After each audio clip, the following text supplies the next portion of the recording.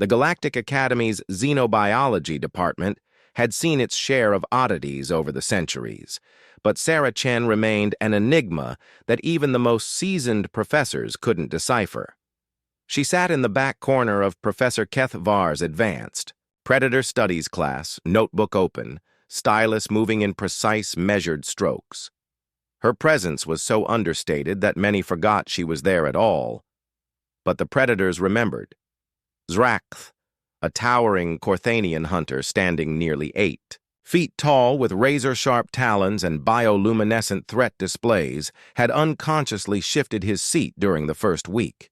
What started as casual repositioning had become a deliberate 12-foot buffer zone. The massive reptilian's predatory instincts, honed over millennia of evolution, screamed warnings whenever he ventured closer. Today, we examine the apex hunters of Sector 7, Professor Kethvar announced, his 4 eyes scanning the diverse classroom. The Vorthan's serpentine form coiled behind his lectern as holographic displays materialized above their heads. The Shadow Stalkers of Nix Prime. Sarah's stylus paused for exactly 1.3 seconds before resuming its steady rhythm. The motion was so subtle that only the enhanced sensors of the security drones registered it, flagging the anomaly in their constant surveillance logs. In the seat beside her, Lysica the ethereal kept her photonic form deliberately dim. The energy being's natural luminescence had been steadily decreasing since the semester began, an unconscious dimming response that her species typically reserved for the presence of cosmic-level threats. She couldn't explain why the quiet human triggered such primal reactions. "Miss Chen," Professor Kethvar's voice cut through the lecture hall, "perhaps you'd share your thoughts on predator hierarchy dynamics." Every head turned toward the back corner. Sarah looked up from her notes, brown eyes meeting the professor's gaze with calm indifference. When she spoke, her voice was soft, almost gentle. "Hierarchy assumes competition for resources," she said. "True apex predators don't compete, they simply exist." A chill rippled through the classroom. Gortham, the armored crystalline whose species had conquered 3 star systems through sheer brutality, found his carapace unconsciously darkening to its most defensive configuration. His compound eyes tracked Sarah's movements with the desperate focus of prey trying to remain unnoticed. Professor Kethvar's tongue flicked nervously. "An interesting perspective.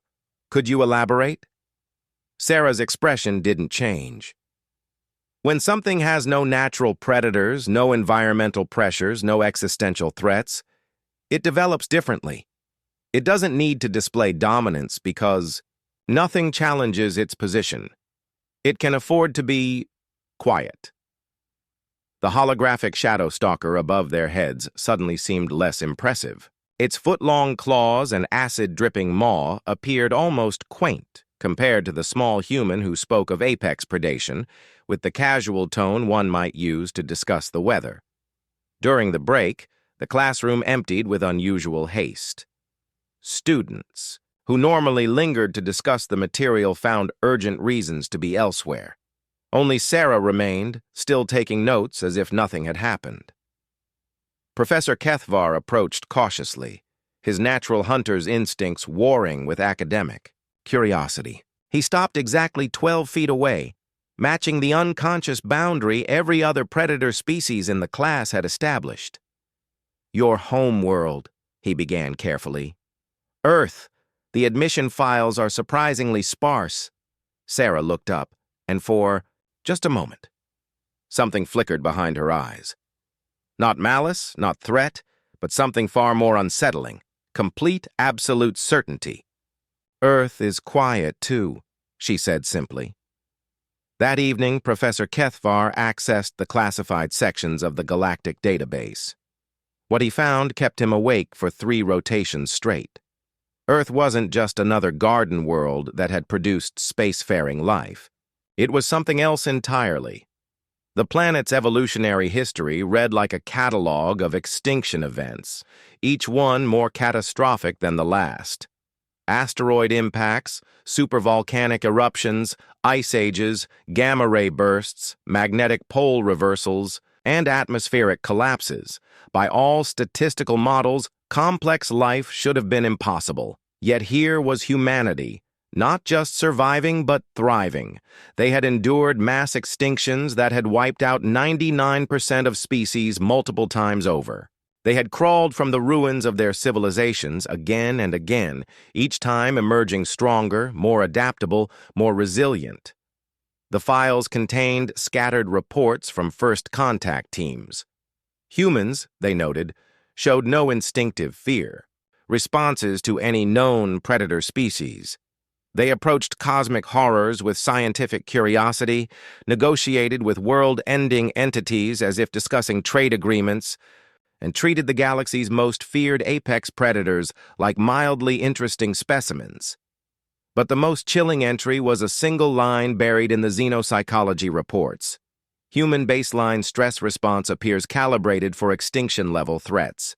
Standard galactic dangers do not register above their detection threshold. The next day, Sarah Chen walked into class as quietly as always. She took her seat in the back corner, opened her notebook, and began taking notes with the same measured precision. The predators in the room unconsciously maintained their 12-foot buffer, their instincts screaming warnings they couldn't consciously understand.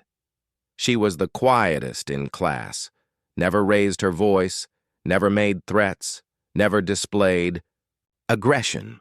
She simply existed in that back corner, a reminder that in a galaxy full of apex predators, some species had earned their position not through dominance displays or territorial conquest, but through the far more terrifying achievement of having survived the unsurvivable. Professor Kethvar began his lecture on comparative lethality assessments, but his eyes kept drifting to the small human in the corner. Sarah Chen, taking notes with deadly precision, embodying the most fundamental truth of predation. The most dangerous hunters were the ones you never saw coming. And Earth, their quiet homeworld, had sent its children to the stars not as conquerors, but as something far more unsettling, survivors who had learned that in a universe designed to kill everything, the greatest strength was simply refusing to die. The 12-foot rule remained unbroken. Even predators knew when they were outclassed.